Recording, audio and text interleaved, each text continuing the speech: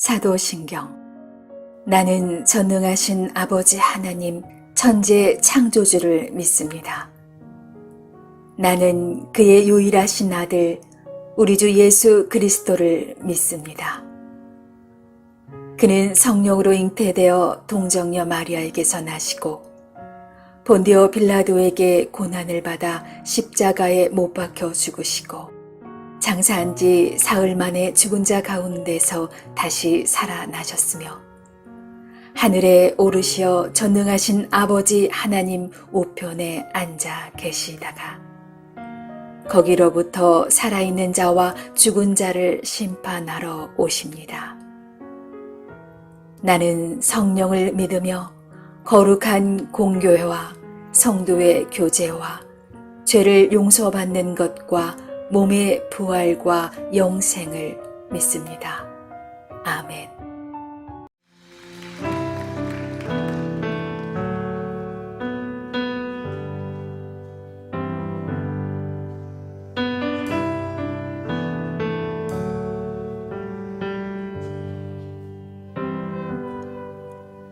주여 우린 연약합니다. 우린 오늘을 힘겨워합니다. 주 뜻 이루며 살기에 부족합니다. 우린 연약합니다. 주여 우린 넘어집니다. 주여 우린 넘어집니다. 오늘 하루 또 실수합니다. 주의 긍휼을 구하는 죄인입니다. 우리 주만 바라봅니다. 한없는 주님의 은혜 온 세상 위에 넘칩니다. 가릴 수 없는 주 영광 온 땅 위에 충만합니다. 주님만이 길이오니 우린 그 길 따라갑니다. 그날에 우리 오실 주는 완전합니다. 주여 우린 연약합니다. 주여 우린 연약합니다. 우린 오늘을 힘겨워합니다. 주 뜻 이루며 살기에 부족합니다. 우린 연약합니다. 주여 우린 넘어집니다. 주여 우린 넘어집니다. 오늘 하루 또 실수합니다. 주의 긍휼을 구하는 죄인입니다.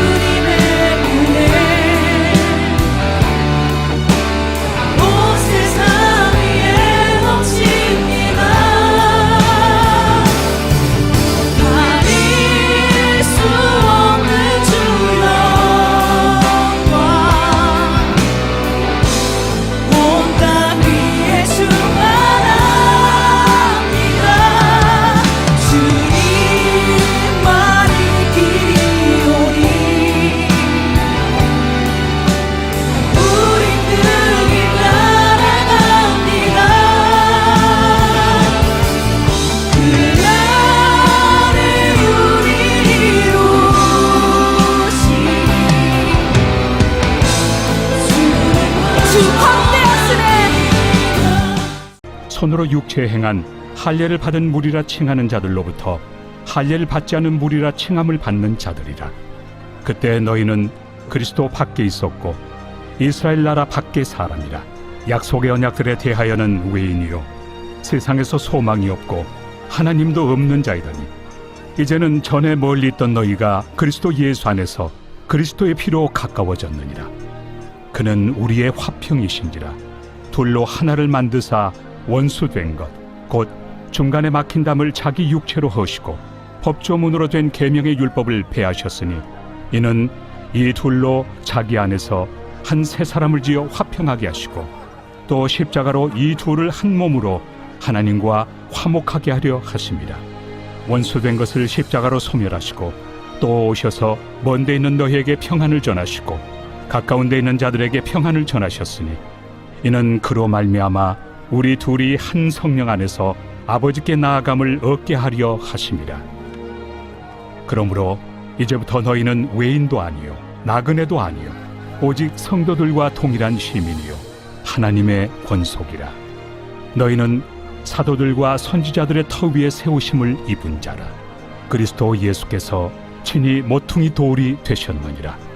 그의 안에서 건물마다 서로 연결하여 주 안에서 성전이 되어가고 너희도 성령 안에서 하나님이 거하실 초소가 되기 위하여 그리스도 예수 안에서 함께 지어져 가느니라.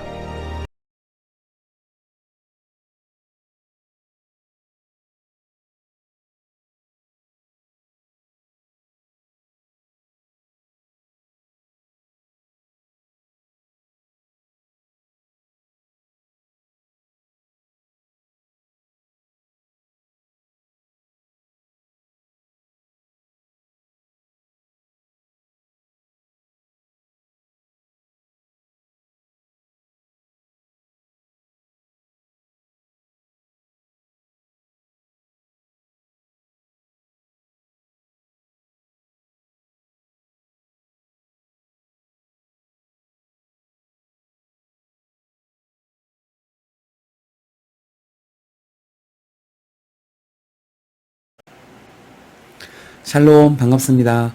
새로운 한 주의 시작, 하나님의 인도해 주심과 또 복 주심이 우리 삶에 넘칠 수 있기를 원합니다. 그리스도께서 오시기 전에는 이방인과 유대인은 서로 멀리 떨어져 있었습니다. 유대인들은 이방인을 하나님의 구원의 능력 밖에 있어서 전혀 희망이 없는 사람들로 여겼습니다. 반면에 이방인들은 자신들에게만 구원이 있다고 말하는 유대인을 인정하지 않았습니다. 그러나 그리스도께서는 유대인과 이방인 모두가 전적으로 죄 아래에 있다는 것을 드러내서 보여주셨고, 이방인이든 유대인이든 구원은 오직 메시아이신 그리스도를 통해서만이 이루어질 수 있음을 선포하셨습니다. 그리고 오직 믿음으로 얻는 구원의 길을 모두에게 열어주셨죠.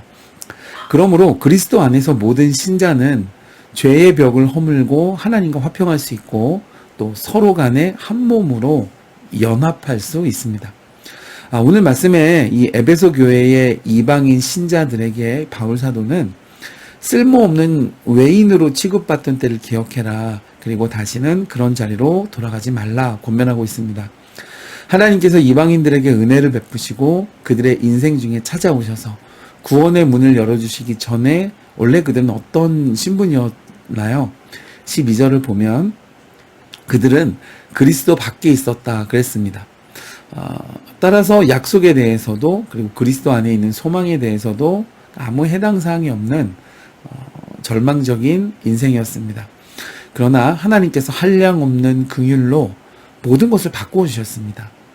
이제는 예수 그리스도를 통해서 어떤 신분이든 유대인이든 헬라인이든 또 다른 이방인이든 그리스도 안에서 믿음으로 약속과 축복과 영생을 누릴 수 있는 길을 열어주신 것입니다. 그래서 오늘 이 반도 끝에 살고 있는 우리들도 이 아침에 하나님 앞에 나갈 수 있는 것이죠. 그러므로 이제 그 모든 그리스도인들은 다른 사람들, 그러니까 심지어 이전에 적대시했던 누군가에게도 은혜를 베풀어야 하는 신분이 된 것입니다. 왜냐하면 그리스도 안에서 우리 모두는 한 분이신 성령으로 연결되었고 교회의 머리 대신 예수 그리스도의 몸된 지체로서 한 몸의 구성원이 되었기 때문입니다. 그러니까 만일 우리가 바울의 권고를 마음에 새긴다면 교회 안에 어떤 갈등이 생긴다고 해도 주 안에서 서로 용납하고 사랑하는 마음으로 서로를 세워주어야 할 것입니다. 여러분 한번 생각해 보십시오. 같은 몸인데 내 손이 내 발을 싫어하면 어떻게 되겠습니까? 실제로 교회 안에는 다양한 갈등들이 존재하죠. 갓 태어난 신자들은 아직 성숙한 믿음의 분량으로 훈련돼야 되고 또 성장해야 할 것입니다. 그런데 오래된 신자들도 온전히 하나님 성품을 닮아가지 못하고 또 훈련되지 않고 성숙한 모습으로 성장하지 않은 채로 세월만 보낸 신자들도 더러 있습니다. 교회 안에 음악 때문에 갈등이 생기기도 합니다. 나는 찬송가가 좋다. 나는 복음성가가 좋다. 그런데 왜 특정 장르의 찬양만 더 많이 부르느냐? 서로 갈등하기도 합니다. 이런 갈등이 존재할 이유가 없는 이유들로 서로 부딪히는 것이죠. 봉사하는 곳으로도 부딪힙니다. 누구는 적게 하고 누구는 많이 하고 어떤 이는 쉬운 일만 하려고 하고 어떤 이는 힘들거나 남이 기피하는 일을 도맡아 하기도 하고 여러 가지 다른 모습들과 다양성 때문에 어려움이 존재할 때가 있습니다. 이렇듯 여러분 이것은 영적인 교만이라고 합니다. 영적인 교만은 자신의 잘못을 보지 못하게 하고 다른 사람의 허물을 더 확대시킵니다. 그러므로 공동체 안에서 나를 생각하기보다는 하나님이 우리에게 베푸신 일에 대해서 묵상하고 겸손함을 잘 유지해야 합니다. 하나님이 내게 베푸신 은혜를 생각할 때 나는 자랑할 것이 없기 때문이죠. 그러므로 믿음으로 하나 된 나의 형제 자매 또 지체가 혹시라도 겪고 있을 갈등을 발견한다면 그것을 뛰어넘을 수 있도록 극복하고 또 격려할 때 우리의 영성은 더 깊어질 것입니다. 그리스도께서는 그분의 교회의 모든 장벽을 허무셨습니다. 그러므로 우리의 공동체, 내가 속한 공동체, 내가 속한 믿음의 공동체 교회에 인종이나 경제력이나 성별이나 지위에 따른 장벽들을 우리는 세우지 말아야 됩니다. 성경을 거스리는 행동과 태도가 나에게 있는지 늘 깨어 점검하고 그리스도께서 허무신 곳에 내가 담장을 세우지 않도록 기도하고 은혜를 구해야 합니다. 오늘 마지막 말씀에 보면 너희도 성령 안에서 하나님이 거하실 처소가 되기 위하여 그리스도 예수 안에서 함께 지어져 가느니라 그랬습니다. 우리는 누구나 할 것 없이 하나 된 공동체로서 같은 몸에서 다른 역할을 하는 지체들일 뿐입니다. 그것을 통해서 우리는 하나님이 거하시는 처소가 되어집니다. 하나님은 거룩하지 않은 곳에는 계시지 않죠. 오늘 하루 성령 안에서 그분의 처소로 함께 지어져 갈 수 있기를 주님의 이름으로 축복해 드립니다.